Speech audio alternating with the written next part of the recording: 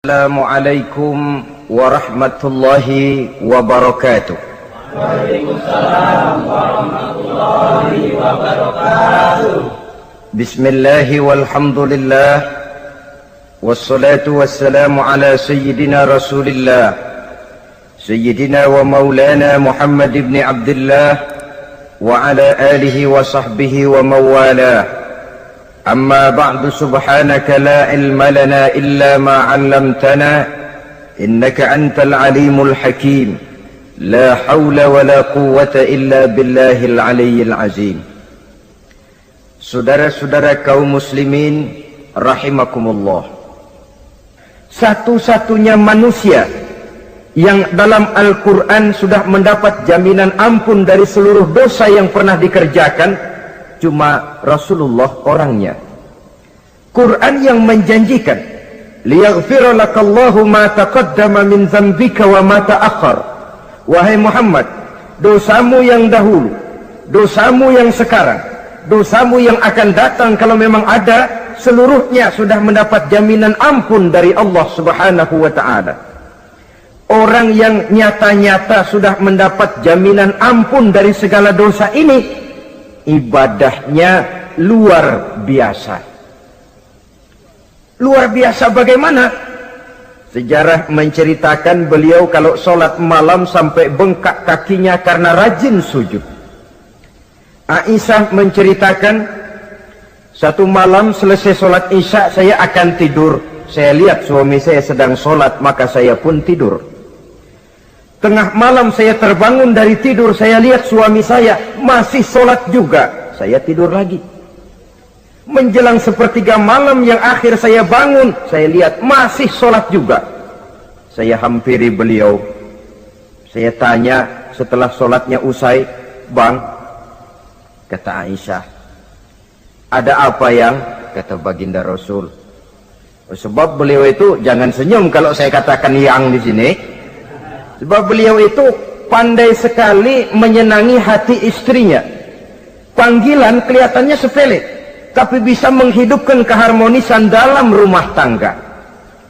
Beliau apabila memanggil Siti Aisyah dengan kalimat Humaira, "Ya Humaira," wahai yang pipinya kemerah-merahan. Cantik sekali panggilannya untuk istrinya. Kita kadang-kadang terlalu jujur tapi nyakitin. Mentang-mentang bini hitam, kalau manggil bini hitam, sini lo. Jujur tapi nyakiti itu. Hadirin yang saya muliakan, baginda menjawab, "Ada apa ya? Abang ini kan dosanya sudah mendapat jaminan ampun dari Allah." "Iya, lalu gimana?" "Ya kalau ibadah jangan terlalu gitu-gitu benar, kenapa sih? Orang sudah dapat jaminan ampun itu kan mestinya tenang, aman. Ini malah seolah-olah beliau orang yang paling banyak mempunyai dosa. Tidak puas melaksanakan hanya sholat yang wajib ditambah dengan yang sunnah-sunnah. Tidak usah gitu-gitu bener lah bang, sudah dapat jaminan ampun ini." Terhadap usul istrinya ini, apa jawab beliau? Sederhana tapi melambangkan sikap jiwa yang luhur. Beliau menjawab, "Aisyah, afala uhibbu an akuna abdan syakura." Yang apa saya tidak senang kalau saya ini oleh Allah mendapat gelar abdan syakura, hamba yang pandai bersyukur, hamba yang tahu berterima kasih. Makin diampuni, makin banyak sujud saya, makin diampuni, makin banyak ibadah saya kepada Allah. Inilah prinsipnya. Saudara-saudara, oleh karena ibadahnya demikian rupa, Allah lalu dekat. Oleh karena Allah dekat, perjuangan beliau itu, walaupun Quraisy melakukan segala macam cara dan usaha, mengeluarkan segala daya dan dana, kemampuan dan kekuasaan, tidak pernah berhasil mematahkan, walaupun berhasil menekan perjuangan baginda Rasulullah sallallahu alaihi wasallam. Coba kalau kita buka sejarah, beliau itu kan mulai berjuang sendiri, yang dihadapi masyarakat yang keras, kasar, brutal. 14 abad yang lalu, semenanjung Arabia terkenal sebagai masyarakat yang jahiliyah, di mana maksiat dan munkarat merajalela. Sembahan adalah berhala. Anak perempuan lahir dibunuh hidup-hidup. Itu zaman dulu, zaman sekarang pun tidak jauh bedanya. Malah kalau zaman dulu dikubur hidup-hidup, sekarang sebelum lahir sudah dibunuh. Yang namanya abortus itu. Kadang-kadang aneh, kita mengadakan operasi bersih, dilarang buang sampah sembarangan. Kalau sudah buang sampah saja tidak boleh sembarangan, tahu-tahu zaman sekarang ini bayi dibuang di tempat sampah. Bukan lagi kertas, bukan lagi kardus, bayi dibuang di comberan. Kan lebih sadis sebenarnya dari jahiliyah 14 abad yang lalu. Judi di zaman dulu 14 abad yang lalu merajalela, menyentuh segala lapisan masyarakat. Di zaman sekarang pun judi tidak kurang hebatnya, cuma tentu dengan bahasa yang lain. Apalagi di zaman sekarang orang pandai menghaluskan bahasa, mensamarkan istilah. Judi disebut sumbangan umpamanya, sehingga orang lalu tidak terasa bermain judi, terasanya ikut nyumbang. Itu sekedar istilah yang merangsang orang sebenarnya. Masyarakat yang semacam ini yang dihadapi oleh baginda Rasul. Diangkat jadi Rasul umur 40 tahun lalu mulai berjuang. Mula-mula secara sembunyi dakwahnya itu. Dari pintu ke pintu, dari rumah ke rumah, dari orang ke orang. Hasilnya 3 tahun gerilya berdakwah, dapat pengikut tidak lebih 11 orang. Sudah tidak digaji, tidak dapat beras, hidup pun miskin.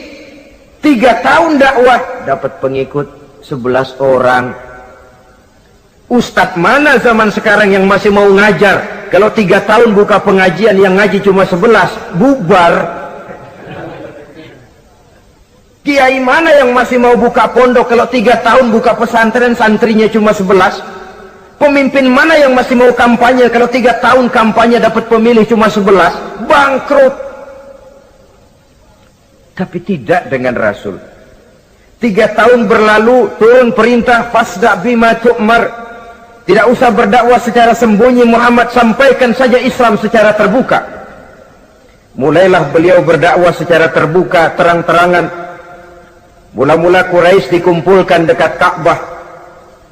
Kumpulah Abu Jahal, Abu Lahab, Abu Sufyan dan gembong-gembong Quraisy. Di sana buat pertama kali secara terbuka baginda Rasul pidato. Tuan-tuan Quraisy, apakah tuan-tuan percaya kepada saya? Percaya. Kenapa? Karena Anda Muhammad sejak kecil belum pernah bohong. Baik. Jikalau memang tuan-tuan percaya kepada saya, maka mulai hari ini saya serukan kepada tuan-tuan, ankizu anfusakum minan nar.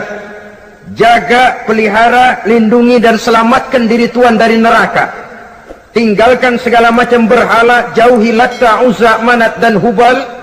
Sembah Allah Tuhan yang Esa, yang lam yalid walam yulad, yang tidak beranak dan tidak diperanakan. Ini dakwah pertama yang beliau sampaikan. Selesai beliau pidato, Abu Lahab interupsi, angkat tangan. Muhammad, ada apa paman? Alihaza jama'tana? Cuma untuk dengar ocehan kayak begini kami dikumpulkan di sini. Tabban laka ya Muhammad. Kalau bahasa kasarnya mau mampus kamu Muhammad. Nabi tidak jawab, Allah yang jawab. Tabbat yada abi lahabi wa tab, ma aghna anhu maluhu wa ma kasab. Bukan Muhammad yang celaka, Abu Lahab lah yang kelak akan menemui kecelakaan. Dakwah terus berlangsung. Ketika dakwah secara terbuka sudah dimulai, hambatan dan tantangan mulai datang. Sejak dari teror mental sampai kepada teror fisik.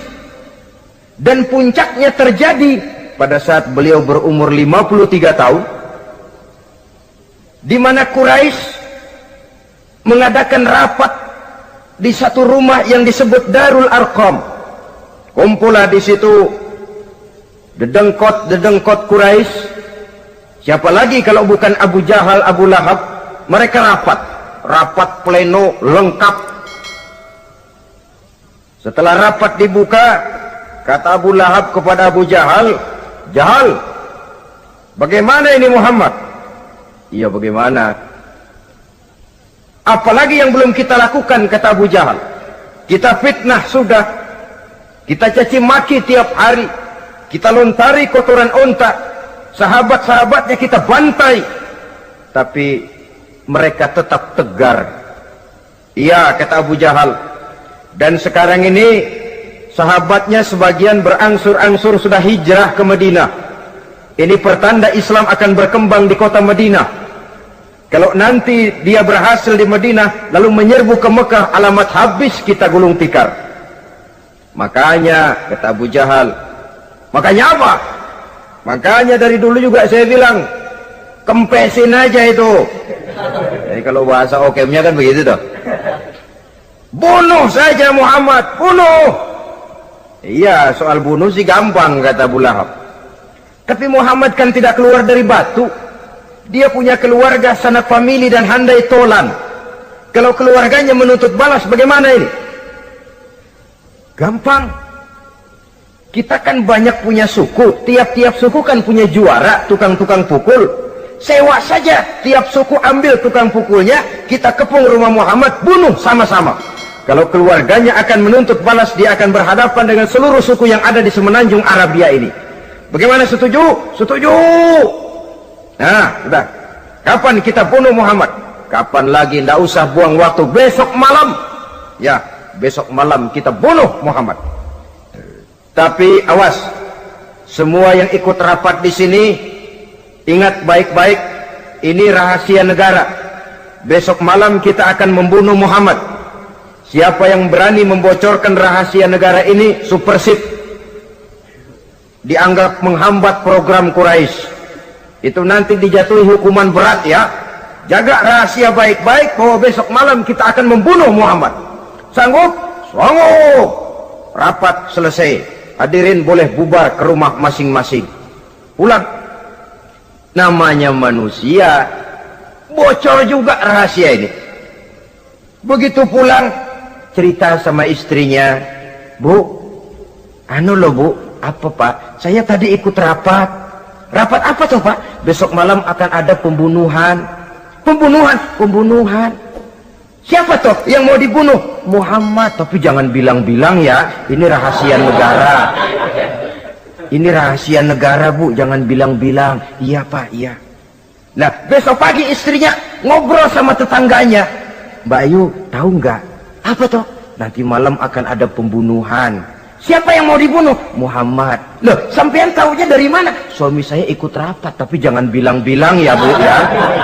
Ini rahasia negara. Jangan bilang-bilang. Nanti yang satu sampaikan lagi, jangan bilang-bilang. Terus jangan bilang-bilang. Akhirnya berita tersebar. Sehingga pagi hari itu sebagian besar penduduk Mekah sudah tahu kalau nanti malam akan ada pembunuhan. Maka lepas zuhur, Mekah itu mulai tegang. Yang simpati, "Aduh, kasihan Muhammad, nanti malam akan dibunuh." Yang tidak senang, "Mampus, biar dia rasain, ntar malam." Saudara-saudara, begitu maghrib berbunyi sudah, udara mulai gelap, penduduk Mekah sudah kunci pintu seperti ada jam malam. Sepi, sesepi-sepinya. Tutup pintu, kunci, bukan tidur, ngintip dari dalam. Lepas jam 8 malam, makin tegang. Masing-masing penduduk ngintip dari pintunya. Sudah berangkat belum orang yang mau bunuh Muhammad? Sudah berangkat belum? Kira-kira jam 9 ini, tukang-tukang pukul lewat mau ngepung rumah Muhammad untuk membunuh beliau. Begitu masuk Mekah, penduduk sudah kunci pintu, tapi mereka tahu kalau semua ngintip. Wah, makin hebat ini yang pemuka Quraisy ini, tukang-tukang pukul ini. Jalannya dibuat gagah-gagah, barisnya dibuat hebat-hebat. Itu injekan tanahnya dalam baris dibuat kenceng-kenceng, brok, brok, brok, brok, kayak serdadu baris. Lewat dekat rumah penduduk pakai batuk lagi. Yang dari dalam ngintip makin ciut. Wah, ini dia yang mau bunuh Muhammad ini. Sampai di rumah Nabi, dikepung rumah Nabi, di pagar betis. Malam itu di dalam rumah cuma Nabi, Abu Bakar dan Ali bin Abi Thalib. Nabi tahu rumahnya dikepung. Lewat tengah malam beliau berkata, Abu Bakar, saya ya Rasul, mari kita berangkat hijrah. Baik ya Rasul. Ali, saya ya Rasul, kamu gantikan saya ya. Gantikan apa ya Rasul? Gantikan tidur di tempat tidur saya. Baik ya Rasul. Masya Allah, sekali menggantikan mati. Tidur di tempat tidur Rasul pada malam rumahnya dikepung, resikonya kan mati. Menggantikan mati. Lah kalau menggantikan lurah lumayan. Menggantikan mati. Dan Ali tahu persis resikonya. Dan beliau waktu itu masih muda dan beliau tidak nawar. Baik ya Rasul, saya akan tidur di sini, berangkatlah Tuhan. Berangkat Rasul, ketika keluar dari pintu belakang rumah dikepung rapat, terjadilah keajaiban yang Allah ceritakan, wa ja'alna min baini aydihim sadda wa min khalfihim sadda fa aghshaynahum fahum la yubsirun. Di muka, di belakang, di kiri kanan dibuatkan dinding oleh Allah, dibutakan mereka tidak lihat kalau Muhammad keluar dari rumahnya. Siaga penuh, apel, mata melotot, Nabi lewat nggak kelihatan. Sampai Nabi kemudian menuju Gua Thur, 3 malam 2 hari di sana. Dari sana perjalanan dilanjutkan ke Madinah Al-Munawwarah. Allahu Akbar. Mengarungi gurun pasir yang gersang dan tandus, yang terbentang antara Mekah dan Madinah, meninggalkan kampung halaman tempat di mana dilahirkan dan dibesarkan. Keluarga yang berbeda akidah terpaksa berpisah. Kok kuat? Kok bisa? Kok sanggup? Di mana rahasia kekuatannya? Beliau punya sandaran vertikal, ibadahnya kepada Allah. Dengan bahasa kita sekarang, beliau punya backing. Backingnya tidak kepalang tanggung, yang serba maha. Maka saya mengajak kepada seluruh kaum muslimin, di zaman sekarang kan orang lagi main backingan, ya. Nah, siapa yang punya backing punya jalu. Saya cuma mengajak, kalau mau cari backing jangan kepalang tanggung, carilah backing yang serba maha.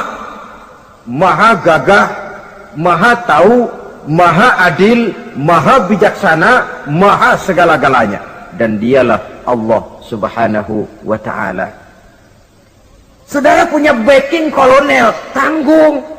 Nanti dia pensiun habis. Yang kolonel saja tanggung, apalagi yang kopral. Kalau mau cari backing, carilah backing yang serba maha, Allah azza wa jalla. Caranya tentu dekat kepadanya.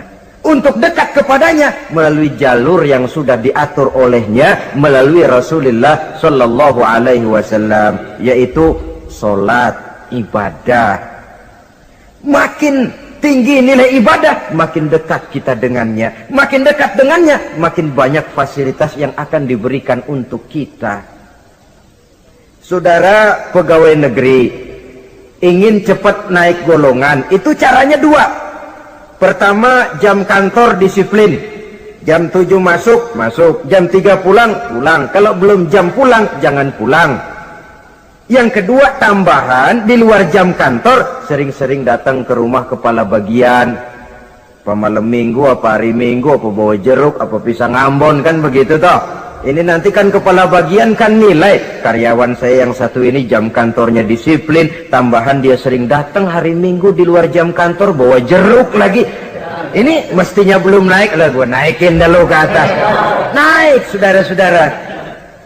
Yang saya maksud apa? Itu zuhur, asar, maghrib, isya, subuh, jam kerja resmi itu, jam kantor. Lah, ada kunjungan di luar jam kantor, yang namanya tahajud, yang namanya hajat, yang namanya duha. Nanti kan Allah lihat, ini hambaku yang satu ini jam kantornya betul, zuhur, asar, maghrib, isya, subuhnya tepat. Tambahan di luar jam kantor, dia sering menghadap kepadaku. Nah, hambaku ini aku angkat kau maqamam mahmuda, ke satu tempat yang terpuji.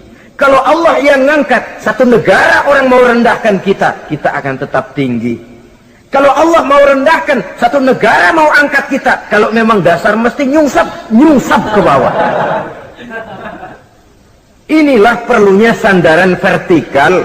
Inilah perlunya kita mempunyai backing hanya kepada Allah. Pada waktunya orang akan sampai ke titik jenuh. Dalam kesunyian orang sering mempertanyakan eksistensi diri, mulai mempertanyakan hakikat keberadaannya di tengah kesibukan bisnisnya, di tengah kesibukan kerja dari rapat ke rapat, dari kantor ke kantor, dari tender ke tender. Orang akan sampai kepada titik jenuh. Dikala itu dia memerlukan ketenangan, dikala itu dia memerlukan kedamaian, dikala itu dia mencari eksistensi diri. Sebenarnya hidup ini mau apa sih? Cuma sekedar menjalani hal-hal yang rutin saja? Pergi pagi, pulang sore, peras keringat, banting tulang? Atau ada tujuan yang lebih luhur daripada sekedar ini? Dikala itulah dia mulai mencari jalur untuk mendekatkan diri kepada Sang Pencipta. Dan tidak bisa ingin dekat dengan Allah, saudara, pakai aturan sendiri. Ingin dekat dengan gubernur harus ikut aturan yang ditetapkan oleh protokolnya gubernur. Ingin dekat dengan presiden, ya ikut jalur yang sudah disusun oleh protokolnya presiden. Ingin dekat dengan Allah, ya ikut jalur yang sudah diatur oleh Allah melalui Rasulnya. Apa itu? Ya diantaranya sholat, puasa, dan ketentuan-ketentuan ibadah yang lain. Tidak bisa dengan prinsip, yang penting kan hati baik, berjiwa bersih, akhlak luhur, gak usah sholat kalau hati baik sudah dekat dengan Allah. Oh, alangkah enaknya kalau begitu. Kalau dengan itu bisa dekat dengan Allah, rasanya Nabi Muhammad yang paling dulu berhenti sembahyang. Kenapa? Beliau orang yang hatinya paling baik. Beliau orang yang budinya paling luhur. Kalau budi luhur dan hati baik sudah menjamin untuk dekat dengan Allah, Nabi dulu berhenti sholat. Nyatanya tidak. Beliau orang yang berbudi luhur, berakhlak baik, entoh ibadahnya demikian rupa. Dan beliau adalah standar untuk kita jadikan contoh dalam mengamalkan ajaran-ajaran agama di kehidupan kita ini. Saudara, itu tadi sepertiga waktu beliau untuk ibadah, untuk Allah. Sepertiga yang kedua dari waktu beliau adalah untuk tugas. Dalam hal ini, sebagai seorang Rasul, menyampaikan risalah Islam berhadapan dengan umat. Yang jadi soal ialah, apa modal utama beliau di dalam melaksanakan tugas? Dan ini nanti sebagai cerminan buat kita. Modal utamanya pertama adalah keteladanan, dan yang kedua adalah akhlak. Sekarang ini kita hampir nyaris mengalami berbagai macam krisis. Yang paling santer kita dengar adalah krisis wibawa. Ada pak guru dicegat muridnya di jalanan, dipukulin karena nggak naik kelas katanya. Nampaknya guru nggak lagi berwibawa. Di satu pihak mungkin karena si guru tidak bisa digugu dan ditiru. Di lain pihak juga murid tidak lagi mengenal arti rasa hormat kepada pak guru. Nah, kenapa krisis wibawa timbul? Karena tidak ada keteladanan. Adapun Rasul, wibawa beliau timbul di tengah umat karena keteladanan ini. Apapun yang beliau ajarkan kepada umat, beliau adalah pelaksana pertama. Dengan kata lain, satunya kata dan perbuatan. Ini yang sangat diperlukan di zaman kita sekarang. Bukan cuma sekedar simposium, muktamar, kongres, rapat besar dengan keputusan bertumpuk-tumpuk kertas di atas meja, tetapi tidak pernah terrealisir dalam kehidupan. Yang kita perlukan adalah satunya kata dan perbuatan, bahwa kalau itu yang diucapkan, itu yang diterapkan. Kalau itu yang diteorikan, itu yang dikerjakan. Keteladanan. Yang kedua, rahasia sukses beliau dalam melaksanakan tugas berhadapan dengan umat, akhlak. Beliau tidak menyampaikan Islam ini dengan kekerasan, tidak juga dengan bujuk rayu harta, tidak pula dengan menakut-nakuti orang. Belum pernah kita baca dalam sejarah beliau teriak-teriak, awas yang tidak masuk Islam dipecat jadi orang Arab. Tidak. Atau dengan bujuk rayu, ayo siapa masuk Islam super mie 2 bungkus? Tidak. Sebab kebenaran tidak bisa dipupuk dengan materi. Kebenaran adalah soal keyakinan, dan keyakinan adalah soal batin. Orang yang beragama karena tertarik kepada super mie, orang yang beragama karena tertarik kepada pakaian, kepada obat-obatan, nilai imannya dipupuk dengan materi. Dan usaha seperti itu sama saja dengan menegakkan benang basah. Dia percaya kepada sesuatu yang dia tidak mengerti. Dia yakin kepada sesuatu yang dia tidak tahu apa bentuk yang dia yakini itu. Alangkah malang dan kasihannya orang yang beragama seperti ini. Tidak demikian dengan Rasul. Islam ini adalah satu keyakinan. Keyakinan terhadap kebenaran hanya bisa ditegakkan dalam nurani manusia yang paling mendasar. Karena itu dia tidak bisa dipaksakan. Dan itu pula sebabnya Quran punya prinsip la ikraha fid din. Tidak ada paksaan dalam beragama. Mau Islam silakan, tidak mau Islam silakan. Allah tidak memaksa. Tapi ayat ini jangan disalah pakai. Tidak pernah sholat, ditanya orang, kamu kan Islam kok enggak sholat? La ikraha fid din dong. Salah pakai. Yang tidak ada paksaan dalam beragama itu untuk orang di luar Islam. Kepada tuan-tuan di luar Islam, la ikraha fid din, tidak ada paksaan masuk Islam. Tapi kalau sudah masuk ke dalam Islam, maka berlaku peraturan Islam. Contohnya begini saja, tidak ada paksaan masuk ke rumah saya. Itu toh. Mau masuk silahkan, tidak mau masuk tidak ada urusan. Tapi sekali saudara masuk ke rumah saya, saudara harus ikut tata tertib yang ada di dalam rumah saya. Kira-kira beragama itu begitu. Tidak ada paksaan masuk Islam. Tapi sekali saudara masuk Islam, maka berlaku peraturan Islam untuk kehidupan saudara. Jadi la ikraha fid din ini buat orang di luar garis. Allah tidak maksa-maksa orang mau masuk Islam mau tidak, silahkan saja. Tapi ketika orang mendapat hidayah masuk ke dalam Islam, peraturan Islam berlaku dalam kehidupannya. Saudara hadirin kaum muslimin rahimakumullah, akhlak. Mari kita lihat lebih jauh bagaimana sih akhlak beliau yang mulia itu. Allahu Akbar. Kalau orang berakhlak kepada teman itu sih biasa. Tapi berakhlak kepada musuh ini yang luar biasa. Ini yang agaknya Allah saja memuji beliau. Wa innaka la'ala khuluqin azim. Engkau Muhammad benar-benar berada di atas budi pekerti yang luhur dan terpuji. Kalau saya baik kepada orang yang memang baik kepada saya, logis toh, wajar, memang harusnya. Tapi berbuat baik kepada orang yang jahat terhadap saya, ini yang tidak setiap orang bisa. Nah, sebab itu saya tidak ingin menceritakan akhlak beliau kepada sahabat, namanya juga kepada sahabat. Saya akan kutip beberapa riwayat yang menceritakan bagaimana akhlak beliau kepada orang yang nyata-nyata memusuhinya. Berbagai riwayat menceritakan bagaimana beliau ketika di Taif dilontari orang dengan batu, yang melontari beliau malah mendapat doa, Allahumma hdi qaumi fa innahum la ya'lamun. Ya Allah, berikan hidayah, berikan petunjuk kepada yang mereka yang melontari saya dengan batu, karena mereka tidak tahu. Kalau saja mereka tahu, mereka tidak akan melontari saya dengan batu. Ya Allah, berikan hidayah kepada mereka. Padahal ketika itu malaikat Jibril menawarkan jasa, Muhammad, kalau kamu mau orang yang melontari kau dengan batu itu hancur, saat ini juga saya angkat Jabal Uhud, saya timpakan mereka biar mati semua. Mau Muhammad? Jangan Jibril, mereka tidak tahu. Kalau saja mereka tahu, mereka tidak akan melontari saya dengan batu. Lebih baik doakan mereka supaya mendapat hidayah dari Allah. Dalam kondisi kepepet, dilontari dengan batu, malaikat Jibril datang menawarkan jasa. Beliau lebih memilih mendoakan orang yang berbuat jahat itu. Ya Allah, bukan main. Umumnya kita kan kalau lagi kepepet ada yang nolongin, girang bener. Andai kata kita yang jadi nabi disambitin orang, datang malaikat Jibril nawarin, bagaimana sikat? Habisin aja dah.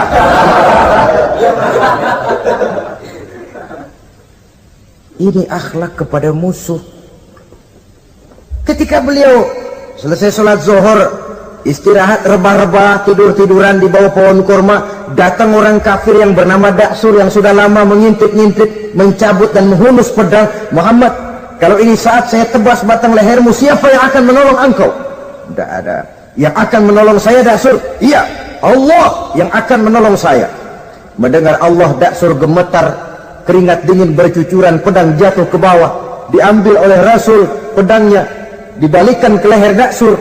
Kalau sekarang saya yang tebas batang lehermu Daksur, siapa yang akan menolong kamu? Tidak ada ya Rasul, kecuali kalau kau mau memaafkan saya. Baik, ambillah kembali pedangmu, kau saya maafkan, dan jangan ulangi lagi perbuatan semacam ini. Lain saat beliau sedang tawaf, diikuti oleh seorang Quraisy kafir. Sambil tawaf, ini kafir Quraisy sudah bawa pisau. Dia pikir, nanti di satu sudut yang agak gelap saya tikam Muhammad dari belakang, saya bunuh dia. Jadi kafir ini pura-pura ikut tawaf. Jahatnya orang kafir itu kan begitu, tawaf ya ikut pura-pura tawaf, ada kesempatan sikat dari belakang. Putaran pertama belum ada kesempatan, putaran kedua makin tegang. Pokoknya begitu tempat agak gelap, cabut pisau, hantam saja sudah Muhammad, biar mati sekali di sini. Dan Nabi tahu, oh ini asisten pribadi malaikat Jibril, masih tahu toh. Jadi malaikat Jibril memberitahu, awas Muhammad, itu di belakangmu orang cuma pura-pura tawaf, dia bawa pisau mau bunuh kamu, hati-hati Muhammad. Roger ganti gitu.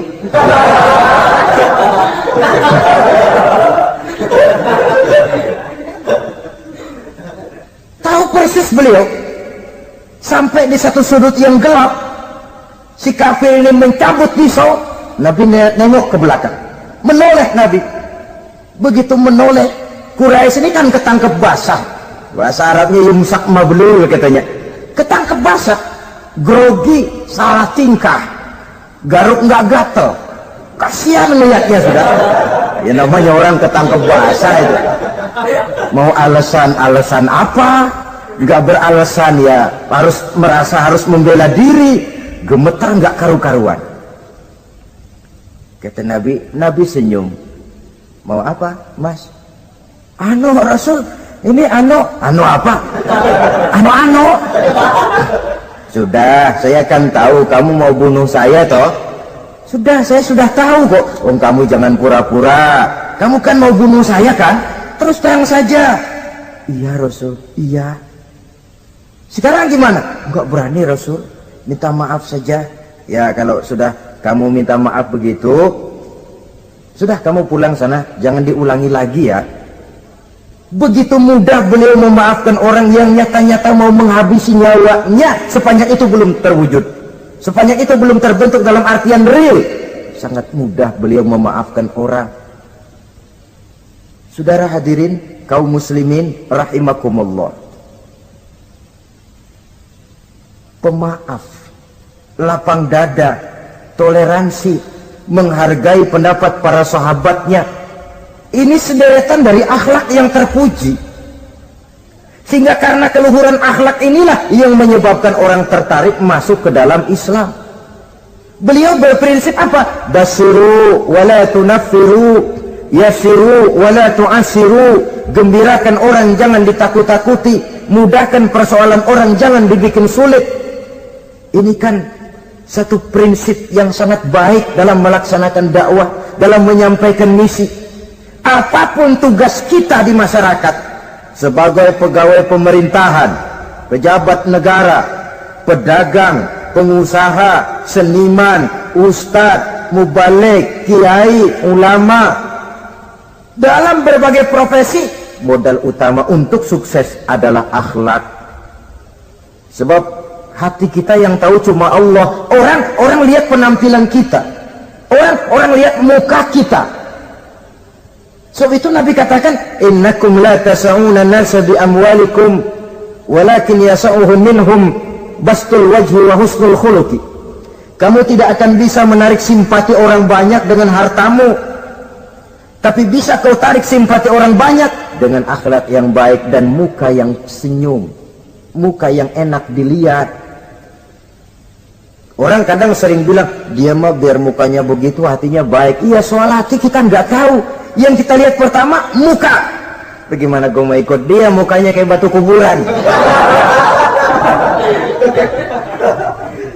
Kesan serem pertama itu kan sudah ada. Walaupun kadang-kadang hati memang baik, tapi hati itu kan urusan Allah. Yang kita lihat pertama muka. Ini barangkali nanti termasuk teori dalam psychology of salesman ya, bahwa sesuatu yang baik kalau dihidangkan dengan cara yang tidak baik, orang tidak akan tertarik. Lihat saja orang sekarang ini kan, entah makin lajunya dunia bisnis kita, masuk ke rumah-rumah kita cuma menawarkan air jahe, menawarkan sasa, menawarkan kecap bango, menawarkan barang-barang yang kelihatannya remeh. Ini kan termasuk psychology of salesman. Yang datang ya biasanya perempuan, wajahnya ya lumayan, paling kurang sedikit di atas 6 lah begitu. Lalu tutur katanya sopan, masuk ke rumah tidak sungkan, ada rasa familiar, rasa kekeluargaan, lalu datang. Taktik untuk menawarkan barang yang jadi merek dagangannya. Nah, Islam ini agama yang baik. Kalau disampaikan dengan cara yang tidak baik, sadis, memponis, orang akan lari dan jauh.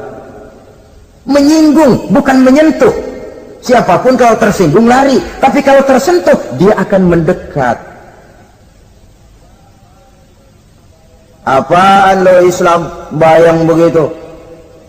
Mikirnya anak, gue sembayang diomelin, mendingan kagak sembayang sekalian ketahuan. Saudara hadirin yang saya muliakan, ini yang diberikan contoh oleh baginda Nabi.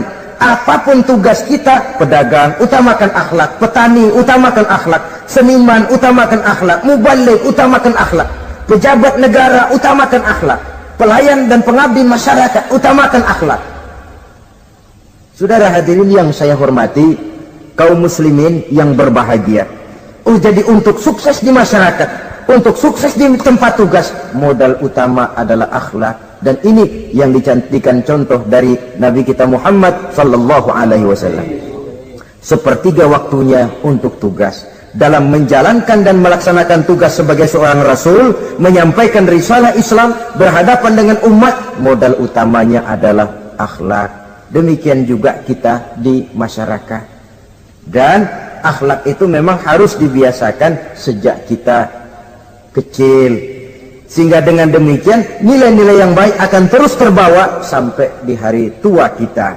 Saudara-saudara, rasanya kehancuran satu bangsa dimanapun di dunia ini selalu dimulai dengan kehancuran akhlak daripada bangsa itu sendiri.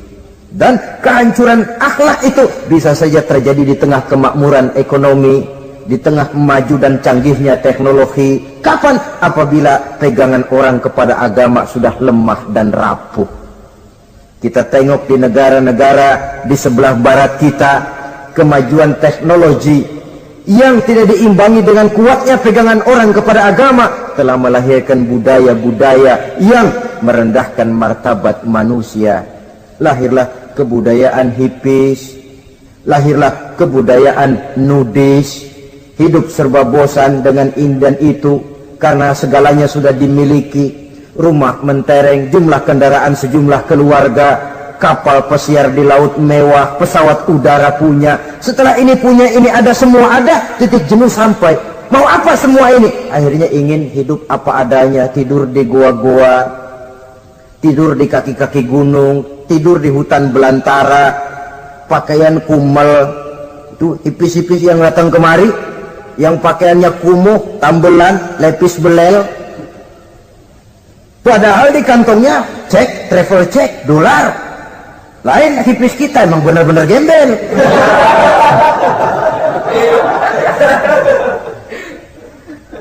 Merasa jenuh, merasa bosan. Bahkan sebuah berita dari Jerman, orang terlalu kaya, pulau dibeli. Di pulau itu dia bikin satu klub yang bernama klub nudis.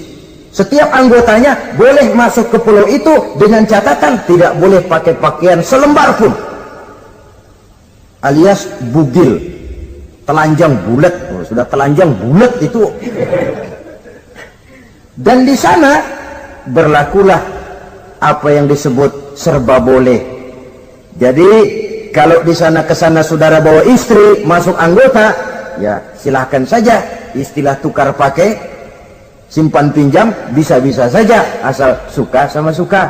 Asal perbuatan yang dianggap tidak merugikan orang lain, suka sama suka, sudah tidak bisa dituntut oleh norma yang berlaku. Ya.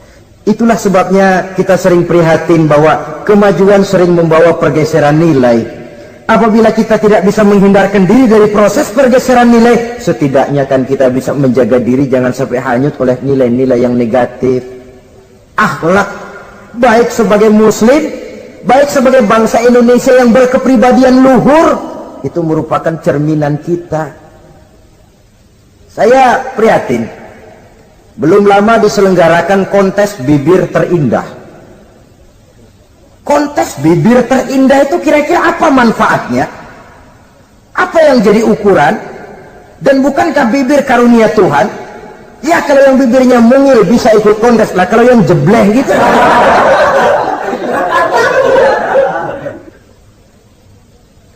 Kontes bibir terindah masih hangat dibicarakan orang. Sudah muncul lagi kontes betis terindah. Nah kalau sudah bicara soal betis ini, kan yang terbayang oleh kita kira-kira ukurannya apa? Yang diukur itu apanya ya? Ya tentu betisnya itu. Nah paling celaka kalau betis-betis yang ikut itu nanti jadi milik panitia semua kan. Yang tidak usah kita mengukur dengan kacamata agama, dengan budaya kita sebagai bangsa Indonesia yang berfalsafahkan Pancasila, rasanya mendengarnya saja kok sudah tidak sah gitu loh. Tidak pas untuk ukuran kita sebagai bangsa yang berfalsafahkan Pancasila. Saudara-saudara kaum muslimin rahimakumullah, ini yang saya maksud tadi, proses pergeseran nilai. Andai kata kita tidak bisa menghindarkan diri dari hal yang semacam itu, setidaknya kita bisa menjaga diri jangan sampai hanyut ditelan proses pergeseran nilai. Dan memelihara nilai-nilai akhlak ini dari hari ke hari memang tidak semakin ringan, bahkan akan semakin berat, karena tantangan yang kita hadapi juga akan semakin berat. Inilah sepertiga yang kedua dari waktu beliau untuk melaksanakan tugas. Jadi modal utama dalam melaksanakan tugas akhlak. Di antara nilai akhlak itu prinsip Nabi tadi, gembirakan orang, jangan ditakut-takuti, mudahkan urusan orang, jangan dibikin sulit. Sehingga kalau yang memang mudah lalu dipersulit, itu sudah mencerminkan akhlak yang tidak diajarkan oleh Rasulullah sallallahu alaihi wasallam. Kemudian yang terakhir, sepertiga yang ketiga dari waktu beliau adalah untuk keluarga. Jadi tadi ada waktu untuk Allah, ibadah, ada waktu untuk tugas, dan yang ketiga ada waktu untuk keluarga. Bagaimana Rasul di tengah keluarganya? Anas bin Malik bercerita, saya 11 tahun membantu di rumah tangga Rasul. 11 tahun itu kan artinya 11 kali 360 hari kali 24 jam. Bukan waktu yang sebentar itu. Selama 11 tahun saya membantu di rumah tangga Rasul, kata Anas, belum pernah saya dengar kata-kata kasar, keras, membentak. 11 tahun saya membantu di rumah tangga beliau, belum pernah saya lihat ada piring terbang, ada bakyak melayang. Artinya apa? Cerminan dari ketentraman, keayeman, kedamaian rumah tangga beliau. Padahal rumah tangganya kecil, istrinya lebih dari satu, tapi aman, tentram, rukun. Kita kadang-kadang istri satu seminggu 7 hari, perang 6 hari. Cuma 1 hari gencatan senjata. Sudah hadirin, saudara kaum muslimin rahimakumullah, kalau beliau tidak menyenangi satu masakan, misalnya masakan istrinya, Tidak mencah-mencah, cuma kelihatan dari makannya barangkali tidak begitu banyak, tapi tidak pernah mencela apapun yang dimasak istrinya. Senang ya dimakan, tidak senang ya dimakan karena menghargai lelah jerih payahnya istri. Ini kelihatannya sepele, tapi dari sini keharmonisan rumah tangga itu bisa saja timbul. Bukankah seseorang hanya bisa sukses di tempat tugas? Jadi apapun dia, kalau berangkat dari ketentraman dan ketenangan di rumah tangga. Dan tidak ada orang bisa meraih sukses kalau dia berangkat dari rumah tangga yang berantakan. Itulah sebabnya ini sangat diperhatikan oleh baginda Rasul. Dari rumah yang kecil, dari tempat tidur yang sederhana, yang sebelah itu kain kasar, sebelah dipakai untuk tidur, sebelah dipakai untuk selimut. Jadi kasur merangkap selimut. Allahu Akbar. Tapi dari rumah tangga yang semacam itu keluar ucapan baiti jannati, rumah tanggaku laksana surga bagiku. Di mana sih rahasianya? Karena rumah tangga beliau didirikan di atas ajaran agama. Agama membuat suami istri tahu hak dan tahu kewajiban. Kalau kewajiban dilaksanakan, hak diberikan, akan timbul saling pengertian. Apabila ada pengertian, akan timbul ketenangan, dan ketenangan adalah tangga utama untuk mencapai rumah tangga bahagia. Apalah artinya? Seperti banyak istilah orang, rumah bertingkat, uang banyak berlipat-lipat, kendaraan serba mengkilat, istri pun cantik memikat, kadang-kadang jumlahnya 4, tapi tiap hari kiamat. Tidak pernah ada ketenangan dan kedamaian di rumah itu. Saudara hadirin, lebih celaka lagi sudah rumah gubuk berantem melulu. Sudah kiamat itu, sudah kiamat. Jadi dengan adanya pelaksanaan kewajiban, pemberian hak, timbul pengertian. Pengertian membawa ketenangan. Suami keluar rumah, istri tenang di rumah. Suami meninggalkan istri pun hatinya tenang dan tentram, tidak was-was, tidak berpikiran nanti kalau saya lembur ini istri ngompreng, tidak. Si istri pun lega melepas suami karena ada keterbukaan. Ini kan menurut angket terakhir loh ya, yang diadakan oleh beberapa majalah di ibu kota ini, di ibu kota katanya, dari sejumlah laki-laki yang disebarkan angket, ternyata jika ada 3 laki-laki, 2 nyeleweng. Jadi angka penyelewengan itu 2/3 dari jumlah laki-laki itu menyeleweng katanya. Ya mudah-mudahan yang kumpul di sini termasuk 1/3 yang nggak nyeleweng itulah.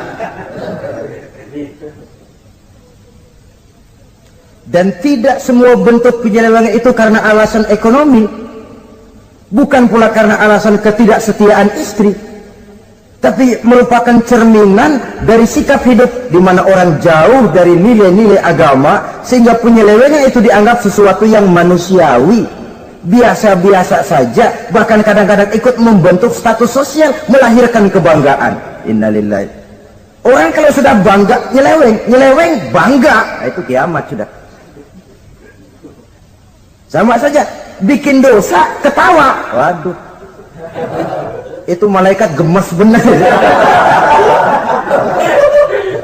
Udah bikin dosa cengengesan, cengir, udah ada rasa nyesel, udah ada rasa takut, udah ada rasa bersalah, biasa gitu. Saudara hadirin yang saya muliakan, ini kan cerminan dari rapuhnya pegangan orang kepada agama.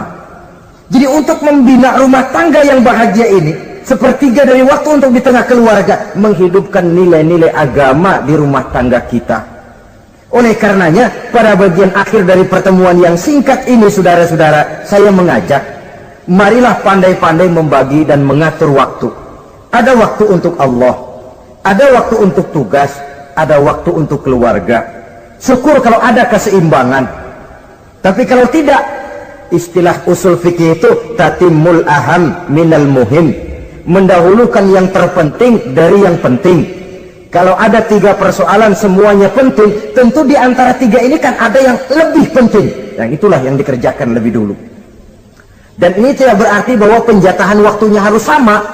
untuk ibadah dalam sehari semalam sekian jam, untuk tugas sekian jam, untuk keluarga sekian jam. Tidak bisa kita targetkan begitu. Dan yang dimaksud di sini pun adanya pengaturan. Pengaturan tidak berarti bahwa harus sama waktunya, tidak. Kita melihat kepentingannya.